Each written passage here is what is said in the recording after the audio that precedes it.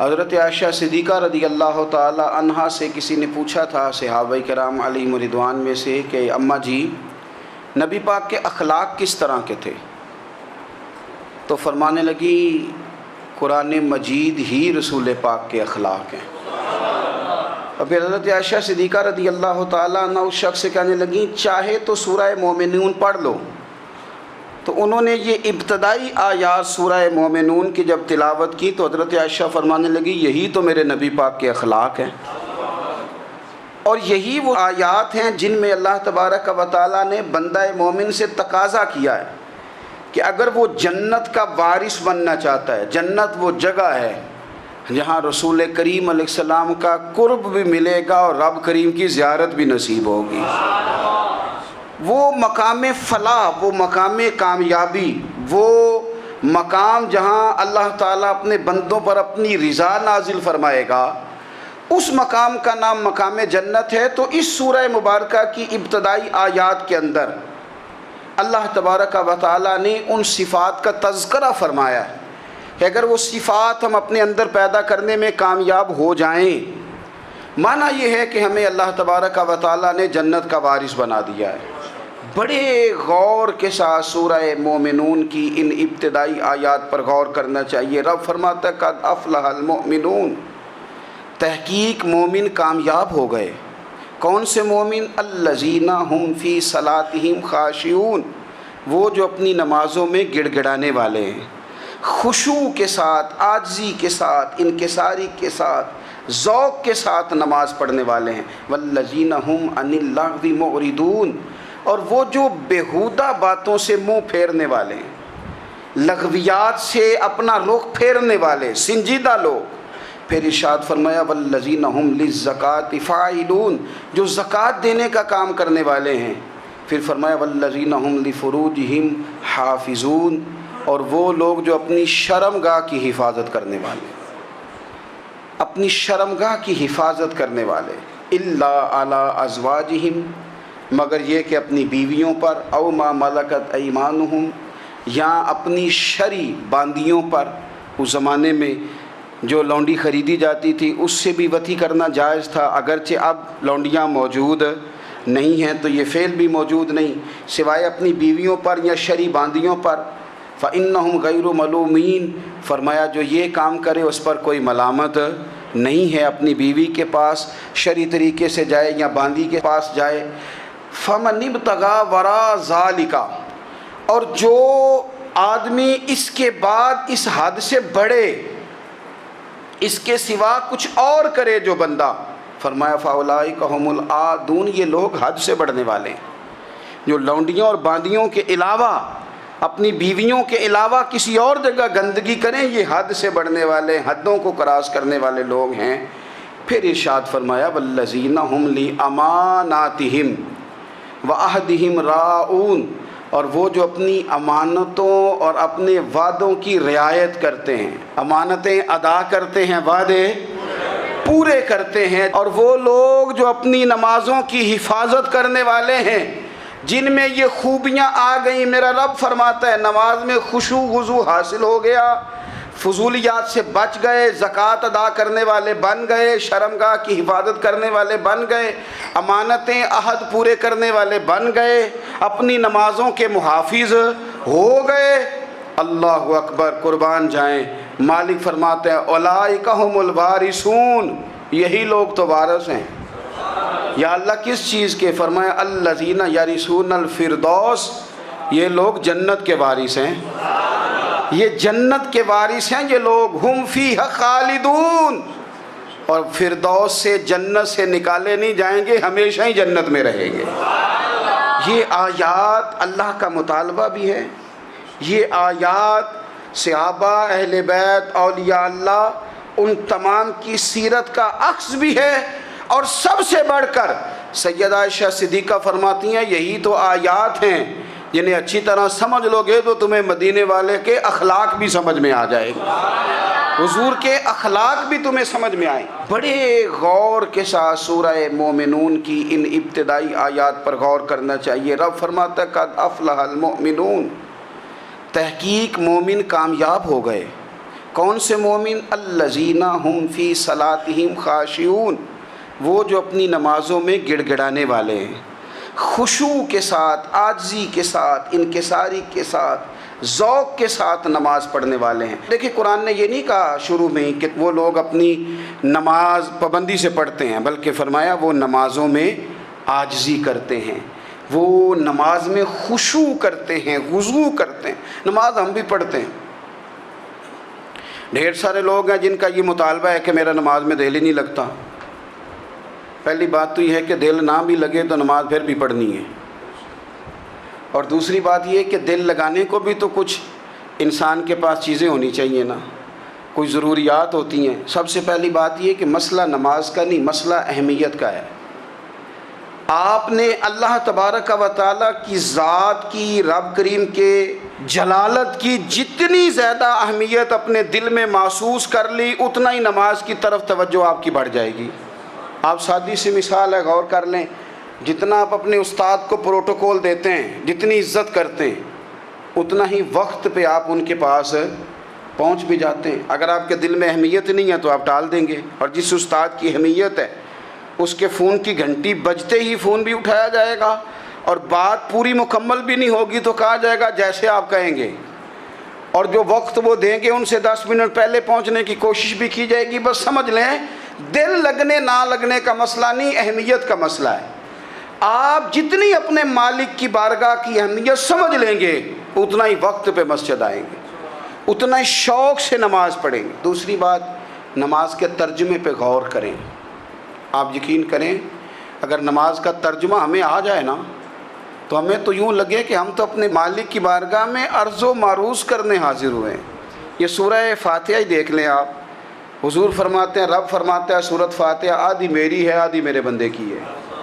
جب اس نے کہا الحمدللہ رب العالمین الرحمن الرحیم مالک یوم الدین ایاک نعبد و ایاک نستعین، جب یہاں تک وہ لفظ کہتا ہے تو یہ حصہ میرا تھا، اس نے اپنے رب کی تعریف کی، اور جب کہا نا اس نے اہدنا الصراط المستقیم، اب بندے نے التجائیں شروع کر دی۔ اس نے کہا کہ مالک بھی تو ہے، رحمان بھی تو ہے، رحیم بھی تو ہے، عبادت بھی تیری کرتے ہیں تو مدد بھی تو تجھی سے مانگنی ہے نا، اب مہربانی فرمانا اہدنا الصراط المستقیم، ہمیں سیدھا راستہ دکھا دے، صراط الذین انعمت علیہم، ان لوگوں کا راستہ دکھانا جن پر تو نے انعام کیا ہے، غیر المغضوب علیہم ولا الضالین، ان کے راستے پہ نہ چلانا جن پر تیرا غضب ہوا، جو گمراہ ہو گئے ان کے راستے۔ تو نماز میں جب ترجمے پر آپ کا غور ہوتا ہے تو آپ کا تو دل خود بخود لگ جاتا ہے، شوق بڑھ جاتا ہے آپ کا۔ تو اتنی چیزیں ہم زندگی میں یاد کرتے ہیں، تو اگر ترجمہ بھی نماز کا یاد کر لیں اور پھر شوق سے پڑھیں تو آپ یقین کریں طبیعت کھنچی چلی آئے گی۔ ہمارے یہاں کچھ لوگ نماز پڑھتے ہیں پر بڑی لاپرواہی سے پڑھتے ہیں، کبھی ادھر دیکھتے ہیں کبھی ادھر دیکھتے ہیں، کبھی بال سہلاتے ہیں۔ وہ میں نے دیکھا ہے سجدے جا رہے ہیں تو سیانے سیانے بندے کبھی کپڑے کو چھیڑ رہے ہیں کبھی جگہ کو چھیڑ رہے ہیں۔ میرے نبی کریم صلی اللہ تعالیٰ علیہ وسلم نے فرمایا ان لوگوں کا کیا حال ہے جو اپنی نماز میں نظریں آسمان کی طرف اٹھاتے ہیں، رکوع سے اٹھے تو اوپر دیکھنا شروع کر دیا، کیا حال ہے ان کا۔ اور پھر حضور نے ایک موقع پر تو سختی فرمائی، فرمایا جو نماز پڑھتے اپنی نظریں آسمان کی طرف اٹھاتا ہے وہ باز آ جائے، ورنہ ایسا نہ ہو کہ رب اس کی آنکھیں ہی چھین لے، وہ باز آ جائے اس کام سے۔ خشوع کے ساتھ نماز پڑھے، عاجزی کے ساتھ نماز پڑھے، اس کا دل لگا ہوا ہو نماز کے اندر۔ میرے نبی پاک صلی اللہ تعالیٰ علیہ وآلہ وسلم کے غلام حضرت انس بن مالک رضی اللہ تعالیٰ عنہ فرماتے ہیں کہ رسول پاک صلی اللہ علیہ وسلم نے مجھ سے فرمایا تھا کہ بیٹے نماز میں ادھر ادھر دیکھنے سے بچو، کیونکہ فرمایا نماز میں ادھر ادھر توجہ کرنا یہ بندے کو ہلاک کر دیتا ہے، ہلاکت ہے اس میں اگر تم نے ادھر ادھر توجہ ہوگی۔ نماز تم مالک کی بارگاہ میں کھڑے ہو اور تم دیکھ ادھر ادھر رہے ہو، تو ایک تو نماز عاجزی کے ساتھ۔ پھر فرمایا والذین ہم عن اللغو معرضون، وہ لوگ جو فضول باتوں سے لغویات سے اپنا منہ پھیر لیتے ہیں، فضولیات سے۔ ہمارے ہاں نا بہت سارے لوگ ایسے ہیں جو بلا وجہ ان چیزوں میں دلچسپی لیتے ہیں جو ان کے مطلب کی نہیں ہے، ان کے مطلب کی مطلب آپ کسی سے ملنے کہتے ہیں کیا حال ہے، ٹھیک ہے جی، بچوں کا کیا حال ہے، ٹھیک ہے، بچے کتنے ہیں؟ تو بھئی آپ کو جب پتہ ہی نہیں تھا کتنے ہیں تو حال کیوں پوچھا آپ نے؟ آپ کرتے کیا ہیں؟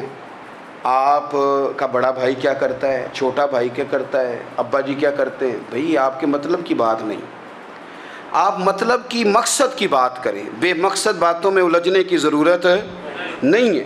دیکھیں، اپنا ادارہ میں چلاتا ہوں، اپنا گھر آپ چلاتے ہیں، اپنی ڈیوٹی آپ کرتے ہیں، آپ کو زیادہ بہتر پتہ ہے کہ آپ اپنا گھر کیسے چلا رہے ہیں، مجھے زیادہ بہتر پتہ ہے کہ میں مدرسہ مسجد، مجھے زیادہ بہتر پتہ ہے اس کے اندر کون سی اصطلاح کس طرح کرنی ہے، یہ مجھ سے زیادہ بہتر کوئی بندہ جانتا نہیں۔ اب ہم کیا کرتے ہیں، جب ہم دوسرے کے کام میں مداخلت کرتے ہیں تو دو نقصان ہوتے ہیں، ایک تو اس کے ساتھ ہمارا رائے کا اختلاف ہو جاتا ہے، اور دوسرا ہمارے اپنے بہت سارے کام رہ جاتے ہیں، کیونکہ ہماری توجہ ہی دوسرے کی جانب تھی، اپنے بڑے سارے کام رہ جاتے ہیں۔ اس لیے بہت ساری ایسی چیزیں ہیں جن میں بلا وجہ کوئی مقصد نہیں۔ ہم پرانے لوگوں سے باتیں سنا کرتے تھے، ہمارے بزرگ کہا کرتے تھے جڑے پنڈ جانا نہیں، جڑے پنڈ جانا نہیں اودا راہ پوچھنے دی کی لو۔ لغویات میں نہ الجھیں، فضولیات میں نہ الجھیں، یعنی ٹو میں رہنا، ٹو میں۔ آپ یقین کریں، میں نے پرسنلی طور پہ اس چیز کو محسوس کیا ہے کہ ہمارے بہت سارے اہم حقوق صرف اس لیے مس ہوتے ہیں کہ ہماری اپنے سے زیادہ توجہ سامنے والے پہ ہوتی، سامنے والے۔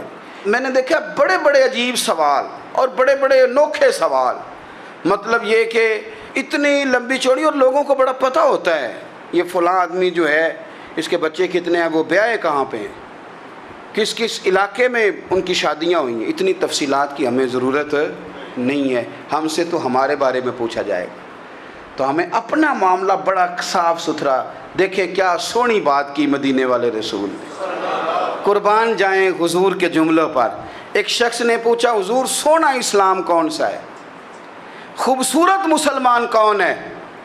تو نبی پاک صلی اللہ علیہ وسلم نے فرمایا وہ خوبصورت مسلمان ہے جو بات اس کے مقصد کی نہیں، بے معنی ہے، وہ بات وہ چھوڑ دے۔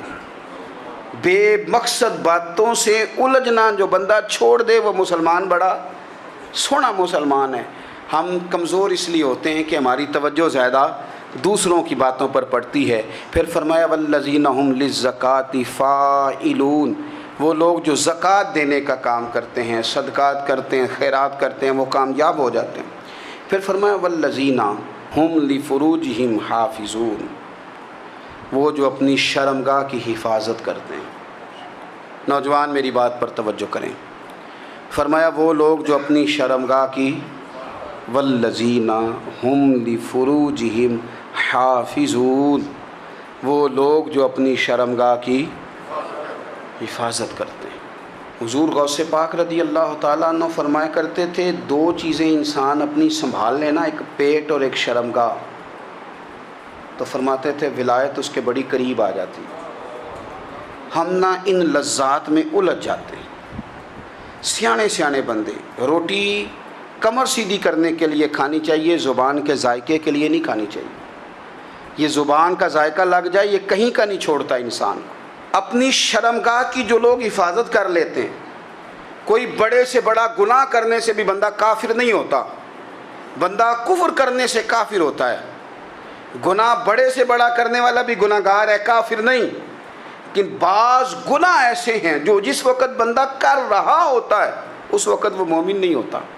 میرے نبی کریم صلی اللہ تعالیٰ علیہ وسلم نے فرمایا جب کوئی شرابی شراب پیتا ہے اس وقت مومن نہیں ہوتا، جب کوئی چور چوری کرتا ہے تو اس وقت مومن نہیں ہوتا، اور جب کوئی زانی زنا کرتا ہے تو تب وہ مومن نہیں ہوتا۔ اتنی دیر کے لیے اس کے دل سے ایمان نکال لیا جاتا ہے۔ یہ جو ہمارے لڑکے بن سنور کے نکلتے ہیں، یہ جو میک اپ کا خرچہ لڑکیوں کے برابر لڑکوں کا ہوتا جا رہا ہے، یہ جو لڑکے بھی رات کو چہرے پر کریم لگا کر کے سوتے ہیں، یہ بتا سکتے ہیں کہ مقاصد کیا ہے؟ بتا سکتے ہیں؟ یعنی بچے بھی بغیر شیمپو کے بال نہیں دھوتے، مثلا کیا کرنا ہے آپ نے اس کا؟ بڑی بڑی قیمتی چیزیں جو ہیں وہ آپ نے رکھی ہوئی ہیں، مقصد کیا ہے؟ یہ جو ہمارے بچے بن سنور کے نکل رہے ہیں تو کیا دعوت دے رہے ہیں سوسائٹی کو؟ شارٹ نکرے پہن کے جو نکلے ہوئے ہیں اریاں لباس پہن کے نکلے ہوئے. اقبال نے کہا تھا دیار مشرق ہوس میں غلطاں، شباب اریاں شراب اسیاں، جسے بھی دیکھو غری کے اسیاں. ہم ایسی تہذیب کیا کریں گے؟ شباب اریاں، تم نے اپنی جوانی ننگی کر ڈالی ہے ساری معاذ اللہ. کن مقاصد کے لیے؟ میں وہ اعداد و شمار بتا نہیں سکتا. ہمارے ہاں گاند سستا ہو گیا ہے، لوگوں نے گناہ تک پہنچنا آسان بنا دیا ہے. آپ دیکھ لیں گندگی دروازے پہ اور گند موبائل میں. کیسے بچائیں ان بچوں کو؟ کیا کریں؟ کلیجے پھٹتے ہیں. ابھی باتیں سوچتے ہیں تو سوچتے ہیں آنے والی نسل کو کہاں لے جائیں، کہاں چھپائیں، کیا ایسا کریں کہ یہ بچ جائیں. خدا را قربان جائیں حضرت عثمان غنی پر. مصنف ابن ابی شیبہ میں صحابہ فرماتے ہیں حضرت عثمان غنی نا بڑے مالدار تھے. مال آتا ہے تو لوگ عیاش نہیں ہو جاتے، مال آتا ہے تو لوگوں کی خواہشات بہت بڑھ نہیں جاتی. بڑے مالدار تھے، مالدار بھی تھے اور سونے بھی بڑے تھے. حضرت اسامہ بن زید کہتے ہیں میں نے زندگی میں اتنا سونا بندہ نہیں دیکھا جتنے حضرت عثمان غنی خوبصورت تھے، پیسہ بھی حسن بھی. لیکن فرماتے ہیں کہ حضرت عثمان غنی سب سے بڑھ کر اپنی شرمگاہ کی حفاظت کرنے والے اور سب سے بڑھ کر صلہ رحمی کرنے والے، رشتہ داروں سے اچھا سلوک کرنے والے، حیا والے، شرم والے، پاکیزگی والے. آپ کا ذہن ہے، آپ صبح اٹھتے ہی ذہن بنا لیں کہ میں نے آج اتنا سبق پڑھنا ہے، آج اتنی تفسیر دیکھنی ہے، اتنی عبادت کرنی ہے، فلانی نعت میں نے دیکھنی ہے، فلاں خیر کا کام کرنا ہے، فلاں آدمی کے ساتھ نیکی کرنی ہے. صبح ذہن بنا لیں، آپ کا ذہن وہی کام کرنے لگے گا. لیکن اگر صبح اٹھتے ہی ذہن میں گندگی ہے، رات کو سوتے ہی معاذ اللہ ذہن میں وسوسے ہیں، تو پھر سارا دن وہی چکی چلے گی، وہی انداز رہے گا. تھوڑا سا آپ کو اس کی نگرانی کرنی ہے. تھوڑا سا فحاشی عریانی یہ تیزی سے پھیل رہی ہے، تیزی سے گندگی لوگ کشید کر کے لاتے ہیں. اور حیا کا مطلب صرف اتنا ہی نہیں ہے آپ زنا اور بدکاری سے بچیں، آپ اپنی زبان کو بھی حیا والا بنائیں. کوئی کچا کمزور جملہ، گندی بات، گالی کبھی بھی زبان پہ نہ آئے. آپ کا انداز حیا والا ہو. بے باک ہو جانا، بے باک بولنا، میں باریکی سے اس بات کو سمجھتا ہوں اور میں آپ کو بہت ساری بزرگوں کے ارشادات کا نچوڑ عرض کرنے لگا ہوں. آپ اپنا ذہن صاف کر لیں، آپ کے بہت سارے کام ویسے ہی صحیح ہو جائیں گے. چونکہ ہمارے دین کے اندر زیادہ اجر نیتوں اور ارادوں پہ ملتا ہے. آپ کے جو اندر کی پاکیزگی ہے وہ بہت سارا فضل لاتی ہے اللہ کا. اور اگر دل ہی نہ پاک ہو، ذہن ہی نہ پاک ہو، تو وہ خیر کی چیزیں کس طرح کر کے داخل ہوں گی؟ اپنی شرمگاہ کی قربان جائیں. نوجوانوں ذرا غور کرنا، میرے نبی کریم صلی اللہ تعالیٰ علیہ وسلم کے بارے میں حضرت عائشہ صدیقہ فرماتی ہیں کہ عرب کی کنواری لڑکیاں بڑی حیا والی ہوتی تھیں، لیکن اللہ کے پیارے رسول صلی اللہ علیہ وسلم عرب کی کنواری لڑکیوں سے بھی بڑھ کر حیا والے تھے. یہ ہمارے بچے مذاق میں ہمیں کئی دفعہ کہتے ہیں شادی کرا دو، شوگل میں کہہ دیتے، ابا کو کہہ دیتے ہیں، ابا کو نہیں منہ پہ آ کے کہہ دیتے ہیں، کہتے ہیں یہ بڑا بھائی مصیبت بن گیا، یہ ہٹے گا تمہاری باری آئے گی. آپ کچھ ایسی باتیں کر رہے ہیں، کچھ ایسے انداز آپ اختیار کر رہے ہیں جو وزادار لوگ کرتے نہیں. شرم و حیا سے وہ چیزیں ڈھل جاتی ہیں جو باتیں ہمارے بچوں کی زبانوں پر بے باکی کے ساتھ آنے لگی ہیں. اور میں آپ کو ایک عقلی بات عرض کرتا ہوں، آپ اپنی زبان سے جو جملے خود ادا کرتے ہیں وہ جملے آپ کے دل پر بھی اثر کرتے ہیں. اگر آپ غلط بات بار بار کریں گے تو آپ کا دل بھی غلط بات کی طرف مائل ہو جائے گا. آپ 10 بار 15 بار 20 بار کوئی خیر کی بات کریں، خیر کی، تو آپ دیکھیں کہ آپ کا دل بھی خیر کی طرف مائل ہو جائے گا. آپ خیر کی باتوں پر اپنے آپ کو لائیں، اچھی باتوں پر اپنی توجہ لائیں، آپ کا دل بھی اچھائی کی طرف مائل ہو جائے گا. کفل کا ایک واقعہ ترمذی میں ملتا ہے. ایک شخص کفل نام کا تھا بنی اسرائیل میں. ایک عورت مجبور تھی، اس کے بچے بھوکے تھے، تو کفل نے اسے مائل کر لیا کہ تو میرے ساتھ گناہ کرے گی تو پھر میں تیرے بچوں کی روٹی تجھے دوں گا. تو وہ عورت پہلے تو بیچاری نہ مانی، لیکن بچوں کی بھوک دیکھ کے مجبور ہو گئی. جب کفل کے قریب گئی نا وہ عورت، اس نے دروازے سارے بند کر لیے. ترمذی شریف میں اس کا واقعہ موجود ہے. چاروں جانب سے بند ہو گیا سارا کچھ. لیکن جب وہ کفل کہتا ہے میں اس بی بی کے پاس جانے لگا تو عورت کا وجود کانپتا تھا. جس بندے کو گناہ کی طرف جاتے اس کی طبیعت میں ہیجان پیدا ہو تو معنی یہ ہے کہ ابھی ذہن پورا غلیظ نہیں ہوا، ابھی طبیعت پوری گندی نہیں ہوئی، ابھی ایمان کی بہت ساری قسمیں موجود ہیں، عورت کا وجود کانپتا ہے. تو کفل کہتے ہیں کہ میں نے اسے کہا کہ سارے دروازے بند ہیں، ڈرتی کیوں ہے؟ تو کہنے لگی ڈرتی اس لیے ہوں کہ سارے دروازے بند نہیں ہوتے، ایک دروازہ کھلا ہے اور وہ دروازہ رب قدیر کا دروازہ ہے، اسے کیسے بند کیا جا سکتا ہے؟ تو کہتے ہیں جب اس نے یہ لفظ کہے تو مجھ پر بھی بات کا اثر ہوا، مجھ پر. تو میں نے کہا کہ اگر تو عورت ہو کہ رب سے اتنا ڈرتی ہے تو مجھے تو اس نے مرد بنایا ہے. تو مرد تو ہوتا ہی وہ ہے جو اپنے آپ پر کنٹرول کر سکے. تو اب نہ معاملہ آگے جائے گا، اب یہاں بات رکے گی نہیں، جا میں تجھے آزاد کرتا ہوں. عورت گئی، اس نے توبہ کی کفل نے، اور رات رو کے کہنے لگا مالک آج میں نے توبہ کی ہے تو میرے اوپر مہربانی کرنا، میری توبہ ٹوٹنے نہ پائے. رات اس نے توبہ کی، رات ہی انتقال ہو گیا. لوگوں کو پتہ تھا بڑا بے حیا ہے، بد کردار ہے، گناہ گار ہے، شاید لوگ اس کا چہرہ دیکھنے بھی نہ جاتے، پر مالک کریم ہے نا. حضور فرماتے ہیں سویرے اس کے دروازے پہ لکھ دیا اللہ نے، لوگوں رب نے کفل کے سارے گناہ معاف کر دیے ہیں. اس کے دروازے پہ لکھ دیا گیا. جب آپ اپنی حفاظت کرنا چاہتے ہیں تو اللہ پھر اسباب بھی پیدا کر دیتا ہے. اپنی شرمگاہ کی، اپنی نظر کی آپ خوب حفاظت کریں. اور میں آپ کو ایک بات عرض کروں، ایک بندے کے باحیا ہو جانے سے نا، ایک بندے کے ٹھیک ہو جانے سے اس کے دائیں بائیں بے شمار لوگ ٹھیک ہو جاتے ہیں. نہ چاہتے ہوئے بھی آپ کی نیکی کا اثر آپ کے دوستوں پہ پڑتا ہے، نہ چاہتے ہوئے. اور ایک بندے کے بگڑ جانے سے اس کے دائیں بائیں بہت سارے لوگ بگڑ جاتے ہیں، بہت سارے لوگ بگڑ جاتے ہیں. آپ اگر اپنے لب و لہجے پر یہ پابندی لگا سکیں اور اپنے آپ کو اگر آپ سنبھال سکیں تو پھر یاد رکھیے گا بڑی ساری چیزیں بہتر ہو جائیں گی. کچھ چیزیں ایسی ہوتی ہیں جو ہم نہ فراخ دلی سے بانٹتے ہیں، اور کچھ چیزیں ایسی ہوتی ہیں جو مجبور ہو کر ہم دیتے ہیں. کئی دفعہ ایسا ہوتا ہے کہ سامنے والا کچھ زیادہ تکلیف میں ہوتا ہے اور ہمارے پاس بھی وسعت نہیں ہوتی، لیکن زیادہ اجر اسی بندے کو ملتا ہے جو تھوڑی تکلیف برداشت کرے اور سامنے والے کی تکلیف کو دور کرے. مدینہ منورہ میں نا قحط پڑ گیا تھا، غلہ نہیں ملتا تھا.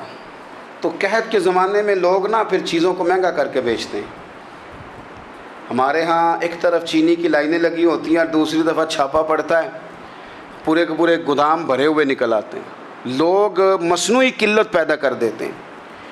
حضرت عمر فاروق رضی اللہ تعالیٰ عنہ کے زمانہ نور میں قحط پڑ گیا تھا. گندم کا دانہ اس طرح ہو گیا تھا جس طرح سونا ہے. سیدنا عثمان غنی رضی اللہ تعالیٰ عنہ کے نا بہت سارے اونٹ غلے کے بھرے ہوئے مصر سے آئے، اور لگتا یوں ہے کہ وہ شخص آپ ہی کو غلہ دیتا تھا، کسی اور کو دیتا بھی نہیں تھا، جو اونٹ بھر کے اس نے لیے. تو مدینہ منورہ کے اندر جب وہ مال پہنچا نا، آپ کو بتانا یہ چاہ رہا ہوں کہ ساری تجارت بندوں سے نہیں کرنی چاہیے، کچھ اللہ سے بھی کرنی چاہیے. رب سے جو بندہ تجارت کرتا ہے وہ بڑا کامیاب ہوتا ہے. وہ غلے سے بھرے ہوئے اونٹ آپ کے پہنچ گئے تو تاجر آئے، انہوں نے آگے کہا عثمان ہم کھول کے نہیں دیکھتے کہ اندر مٹی ہے کہ سونا ہے، اور یہ بھی نہیں پوچھتے آپ نے کتنے کا خریدا ہے، آپ کی زبان پر اعتبار ہے.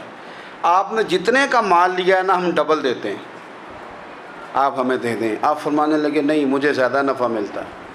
انہوں نے کہا 2 گنا، فرمایا نہیں زیادہ ملتا ہے. کہا 3 گنا، فرمایا زیادہ ملتا ہے. وہ کہنے لگے اس سے زیادہ تو کوئی تاجر ہے ہی نہیں جو زیادہ دے. فرمایا بس مجھے ملتا ہے نا. کہا کتنا ملتا ہے؟ فرمانے لگے لگتا ہے کہ اگر وہ تاجر زیادہ کرم نوازی کرے تو 700 گنا تو دے گا ہی، اور باقی کریم ہے. انہوں نے کہا جی نہیں اتنا نہیں ہم دے سکتے، پھر آپ بیچ لیں. یہ بات ہی سمجھ میں نہیں آتی. لوگ چلے گئے تو حضرت عثمان غنی مال اٹھا کے مسجد کے دروازے پہ لے گئے. جا کے کہنے لگے اے عمر اعلان کر دیں جس غریب کو گندم کی ضرورت ہے، آسانی کے دور میں نہیں، دقت کے دور میں، جب لوگوں کو مل نہیں رہی چیز، جس کو ضرورت ہے وہ آئے اور آ کے لے جائے۔ جب جناب عثمان غنی کے اس غلے کا اعلان ہوا تو تاجروں کو اب مسئلہ سمجھ میں آیا کہ یہ 700 گنا کو بندہ نہیں دے رہا، یہ رب کریم عطا فرما رہا ہے۔ میرے عزیز، کچھ سودے رب کے ساتھ بھی کریں۔ اگر کوئی بڑا ضرورت مند دروازے پہ آ جائے نا تو پھر اپنا نفع نقصان نہیں سوچنا، پھر تو رب کے ساتھ تجارت کرنی ہے۔ ضرورت مند کی ضرورت کا لحاظ کرنا، یہ نہ مسلمانوں کے ایک دوسرے کے قریب کرے گا۔ ہم کون ہوتے ہیں کسی کی حاجت پوری کرنے والے، ضرورت پوری کرنے والے؟ کرنے والا تو اللہ ہے۔ تو اگر رب ہمیں کبھی وسیلہ بنائے، ذریعہ بنائے، تو پھر ہمیں ذرا نا خوش دلی سے بننا چاہیے، ذوق اور شوق سے بڑھنا چاہیے، پھر ہمیں کمزور نہیں پڑنا چاہیے۔